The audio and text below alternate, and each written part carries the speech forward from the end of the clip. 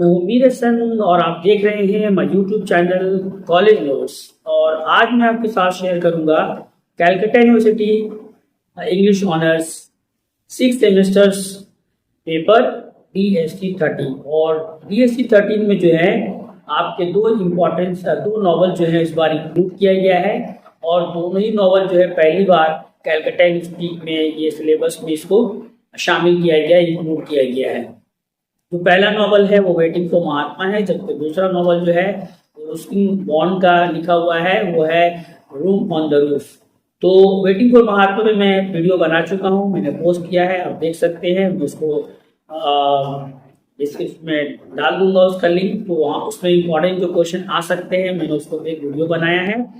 चलिए आज मैं आपके साथ शेयर करूंगा, इस वीडियो में मैं शेयर करूंगा रुस्मी बॉन्ड का the room on the roof. और इस नॉवल से जो 15 मार्क्स के जो इम्पोर्टेंट क्वेश्चन आ सकते हैं वो मैं शेयर कर रहा हूँ। जो पहला क्वेश्चन वो ये है, critically evaluate room on the roof as a bildungsroman novel, bildungsroman novels.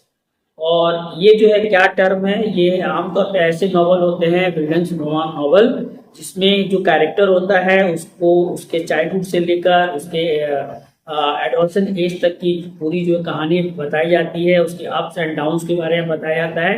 और इस पर मेरा एक वीडियो भी मैंने बनाया है, आप चाहें तो उसको देख सकते हैं कि बिल्डिंग्स रोमा नॉवल क्या होता है।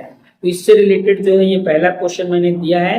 क्वेश्चन भी मैंने बताया कि critically evaluate the room on the roof as a bildungsroman novel.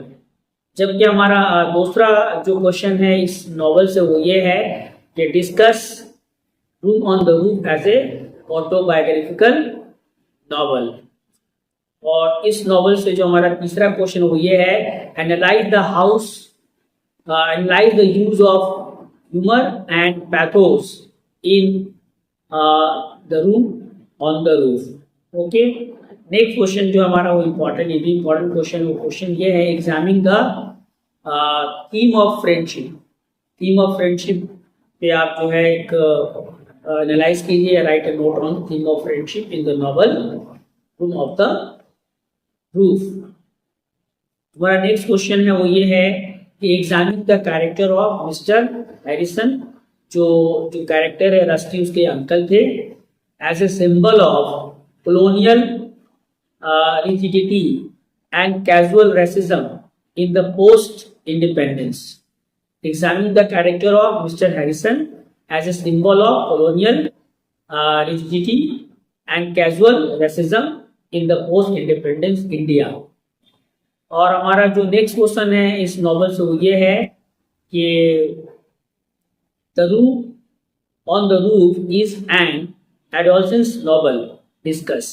इस तरह से इस नॉवल से मैंने जो लॉन्ग क्वेश्चन आ सकते हैं मैंने उसको बताया है। और जब मैं आपको सजेशन पोस्ट कर दूंगा तो इसमें से जो मोस्ट इम्पोर्टेंट क्वेश्चन होगा उसमें 3 या 4 मैं आपको बता दूंगा। तब के लिए इसको आप प्रिपेयर करें। और मैं ये भी बता दूं कि इस नॉवल पर मैंने एक PDF बुक बनाया है जिसमें मैंने 5 मार्क्स और 15 मार्क्स के क्वेश्चन तो सॉल्व किए हैं। साथ ही साथ नॉवल का समरी, नॉवल का थीम और सिंबल्स वगैरह भी मैंने उसको सॉल्व कर दिया है। ये मैं आपको PDF बुक दिखा दे रहा हूँ, आप देख लीजिएगा। और इसकी जो प्राइस मैंने रखी है वो सिर्फ 99 रुपीज़ में है। आप 99 रुपीज़ में पूरे नॉवेल्स का जो है सॉल्व आप मुझसे ले सकते हैं। तो अगर आप इस नॉवल के पूरे नॉवल का PDF लेना चाहते हैं तो मुझे व्हाट्सअप करें और मैं सिर्फ 99 रुपीज़ में ये पूरा नॉवल्स जो मैंने सॉल्व किया, जो PDF बुक बनाया, मैं आपको सेंड कर दूँगा। अब चलिए चलते हैं इस नॉवल से जो 5 मार्क्स के जो इम्पोर्टेंट क्वेश्चन आ सकते हैं। तो उसमें जो 5 मार्क्स का जो पहला क्वेश्चन है वो ये है कि how does Rusty small room serve as a metaphor for his pursuing independence and internal state of mind.